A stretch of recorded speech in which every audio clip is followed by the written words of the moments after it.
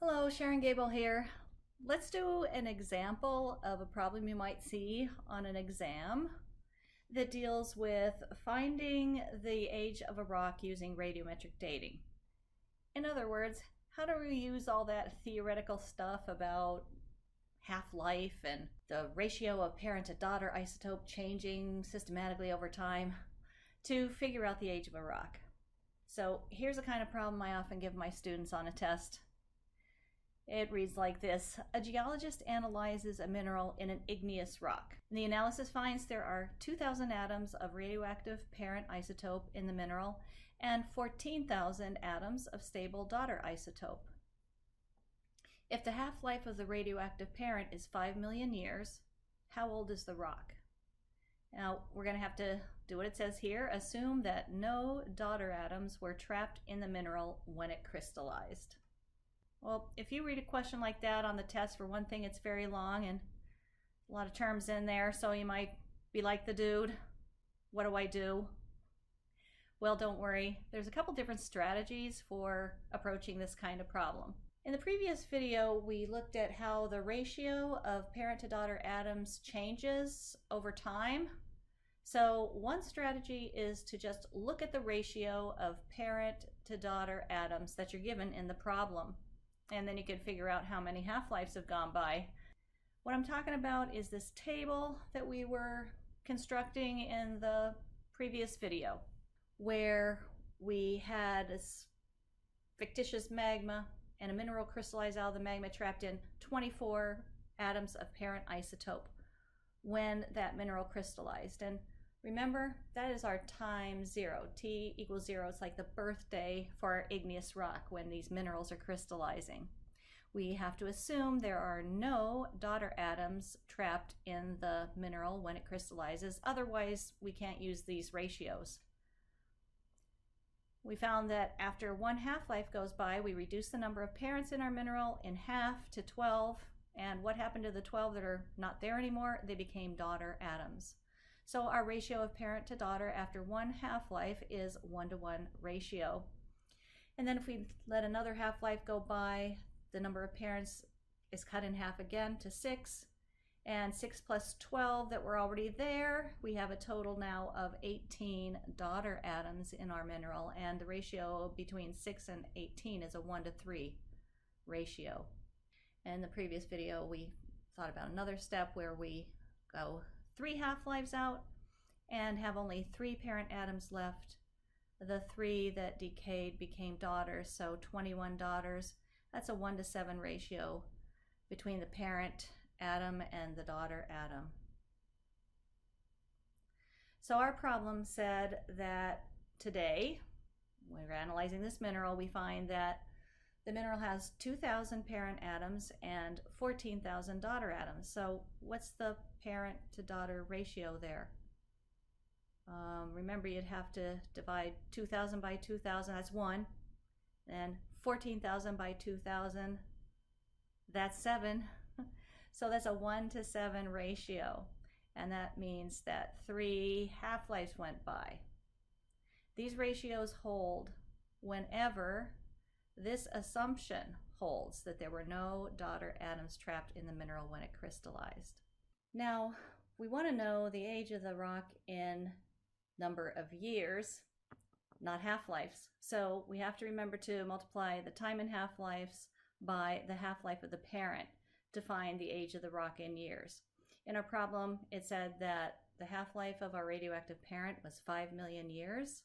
So if 3 half-lives went by, that means that the rock is 3 times 5, 15 million years old, which isn't that old for a rock, actually. Now you might say to yourself, this is great, but what if I get on the test and I'm taking it and I forget the ratios? Well, don't worry.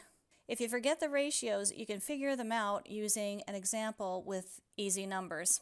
So on a piece of scrap paper, so when you're in the test, you set up this table with 4 columns: the time and half-life, the number of parent atoms, number of daughter atoms, and the ratio of parent to daughter. Remember to start the clock at time 0, 0 half-lives, and then pick some easy number like 200 parents, Of course, there have to be 0 daughters to begin with, or these ratios don't work. So after 1 half-life goes by, how many parents would there be? 100. And how many daughters would there be? Well, the 100 that are gone became daughters.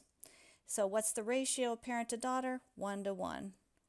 After, 2 half-lives go by, we'd have only 50 parents left. 50 plus 100 there is 150. And that's a 1 to 3 ratio. See, the ratios are the same. And then we could do one more time here. 3 half-lives, there'd be 25 parents left. We'd have 175. And, you know, we can't do that in my head maybe, but if you look at the calculator, you could find that that is a 1 to 7 ratio. I'll bet you bottom dollar that's 1 to 7 ratio on that one. Well, okay. Now, there is another way to attack this problem, and it's not to really worry about the ratios at all, but to just make a table. Same kind of table as we said before. We're going to start the clock at 0 half-lives, and we know that there's no daughters in the mineral when it crystallized. Our problem said that the mineral today has 2,000 parent atoms and 14,000 daughter atoms. That's the result of our analysis. So how many parents were there to begin with? Well, there had to be at least 2,000 parents there to begin with, and there were no daughters in the mineral to begin with.